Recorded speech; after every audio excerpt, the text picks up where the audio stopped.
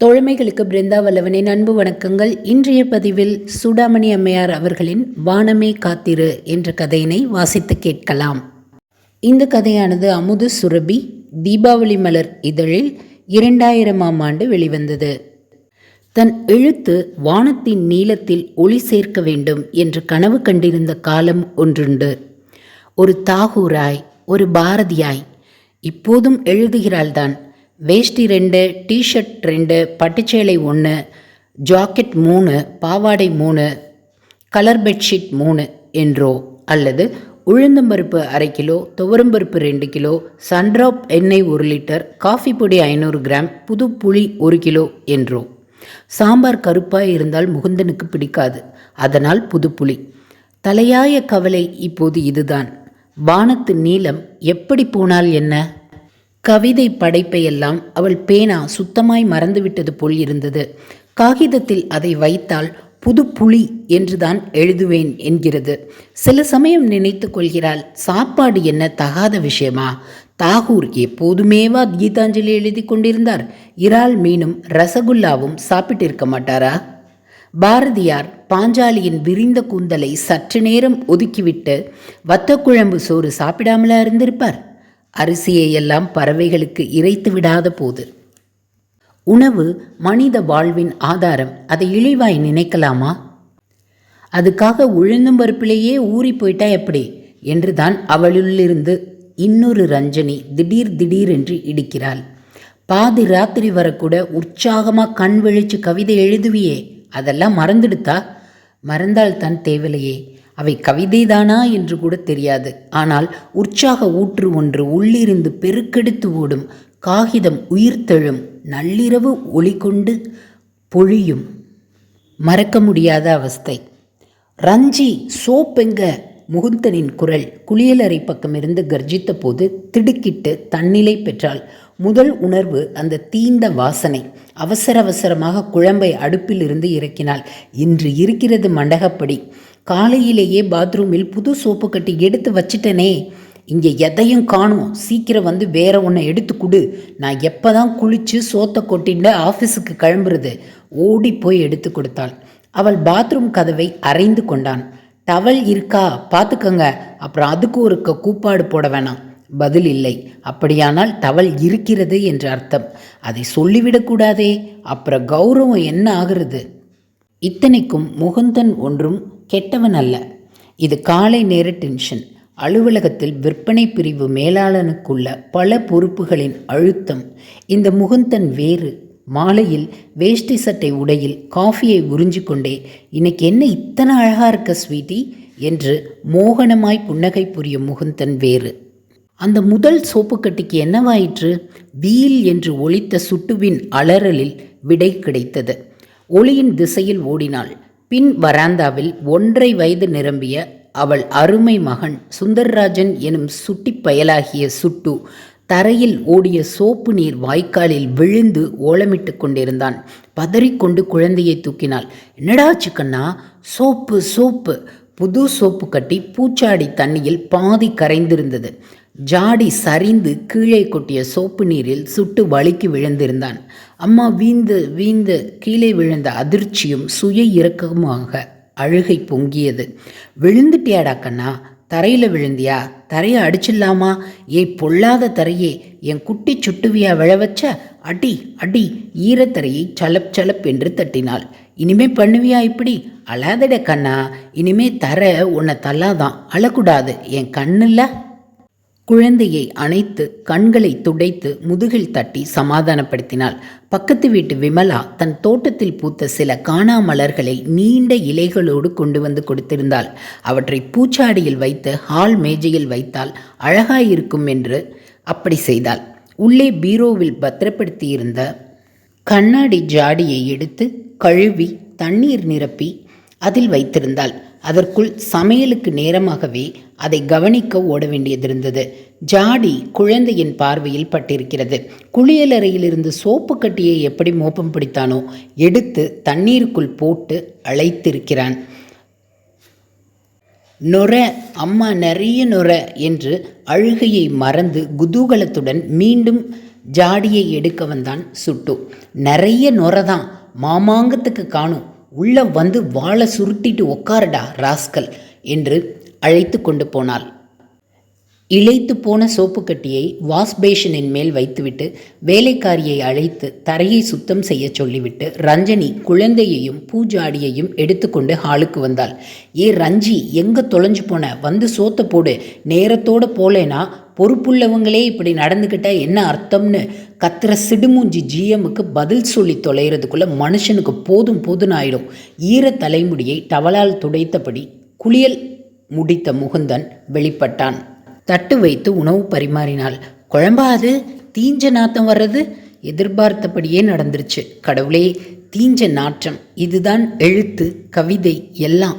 இதையே பொருளாக்கி ஒரு கவிதை உருவானால் காதில் விழுந்துச்சா? தீஞ்ச. கொஞ்சம் அட்ஜஸ்ட் பண்ணிக்கோங்க, அப்புறம் கவிதை எழுதலாம். அப்புறம் என்ன பண்ணலாம்? Oh sorry. Hi Ranji Trophy. Balu வா வா வா என்று தன் மாமன் மகனை வரவேற்றாள். பிறந்த வீட்டினரிடையே வழங்கும் அந்த செல்ல பெயரை கேட்டாலே கனநேரம் தாய்மடியில் படுத்த சுகம் கிடைக்கிறது. வாங்க மிஸ்டர் பாலு, நீங்களே என் கூட வந்து உக்காந்து சாப்பிடுங்களேன். அருமையான தீஞ்ச சாம்பார் செஞ்சிருக்கா உங்க அத்தங்கா என்றார் முகுந்தன். சேச்ச, அப்படி சொல்லாதீங்க. பாலுவுக்கு சங்கடமாக இருந்தது. சொல்லிவிட்டு போட்டும் பாலு, அமிர்தமாக செஞ்சு போட்ட போதெல்லாம் தலையில் கிரீடமாக வைக்கிறாரு. நீ சாப்பிட்றியா? இல்லை, அவசரமாக போகிறேன். ஜானாவுக்கு கல்யாணம் நிச்சயமாக இருக்கு. அட, நம்ம ஜானுக்குட்டிக்கா? ரொம்ப சந்தோஷம் பாலு. 2 வாரம் முந்தி வந்து பொன் பார்த்தாங்களே, அந்த இடமா? ஆமாம், இன்விடேஷன் கொடுக்க தான் வந்தேன். தோளில் மாட்டியிருந்த தோல்பையின் ஜிப்பை திறந்து உள்ளே இருந்து கற்றை திருமண அழைப்பிதழ்களில் ஒன்றை உருவி எடுத்து முகுந்தனிடம் நீட்டினான். 4 புறமும் மஞ்சள் தடவிய வெள்ளை உரையின் மேல் திரு மற்றும் திருமதி முகுந்தனின் பெயர். வர 15ஆம் தேதி கல்யாணம். ரொம்ப சந்தோஷம் மிஸ்டர் பாலு.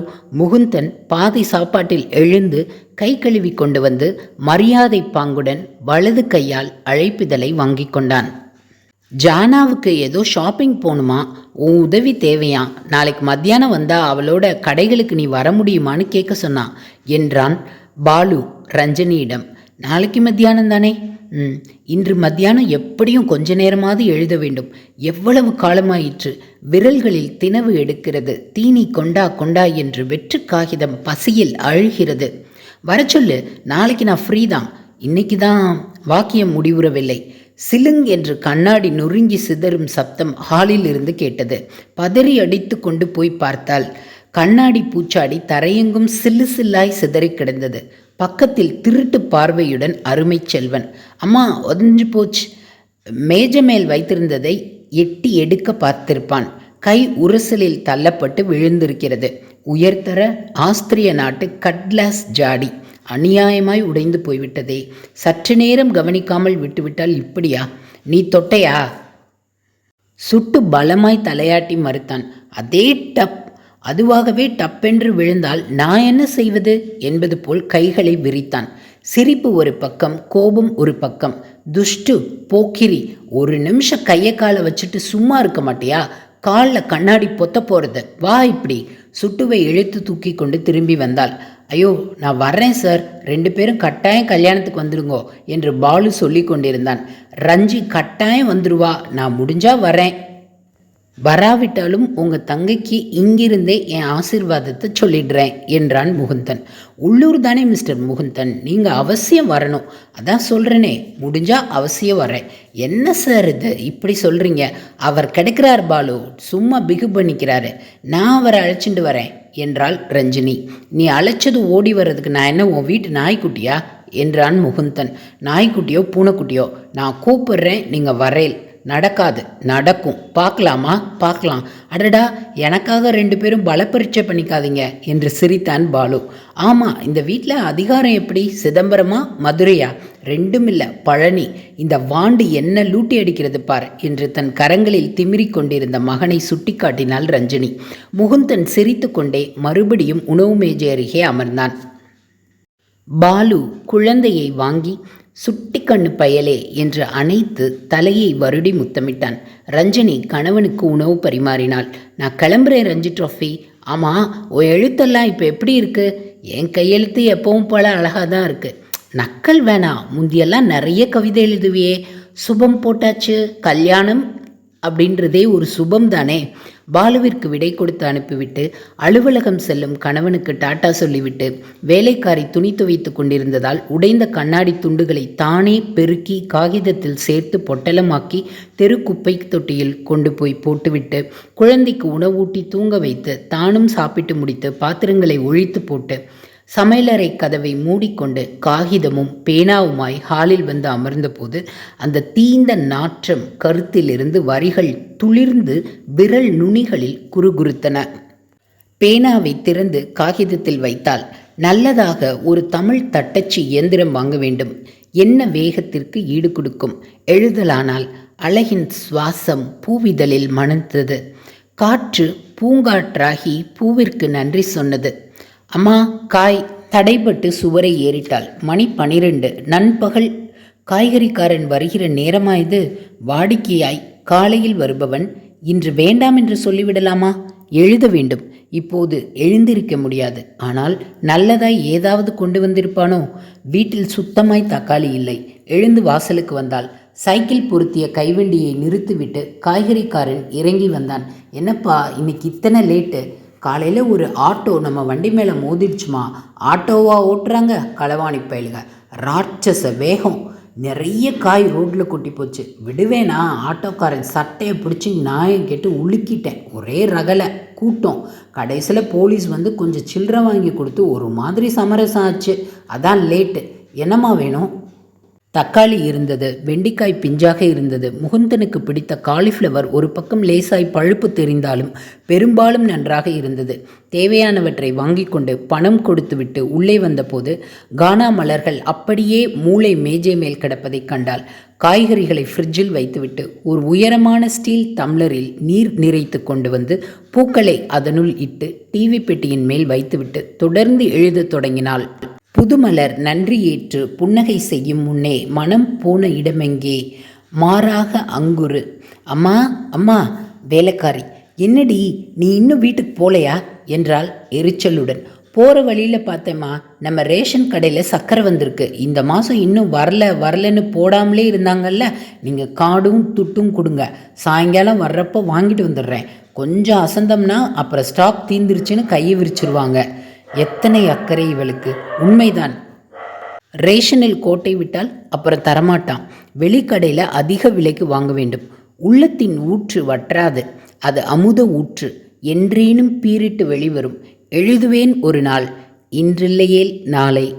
நாளை இல்லையேல் பிரிதொரு நாள். அடுத்த மாதம், அடுத்த ஆண்டு, அடுத்த 10 ஆண்டு என்றோ ஒரு நாள். என் எழுத்து உன் நீளத்தில் ஒளி சேர்க்கிற அந்த நாள் நிச்சயம் வரும். வானமே காத்திரு.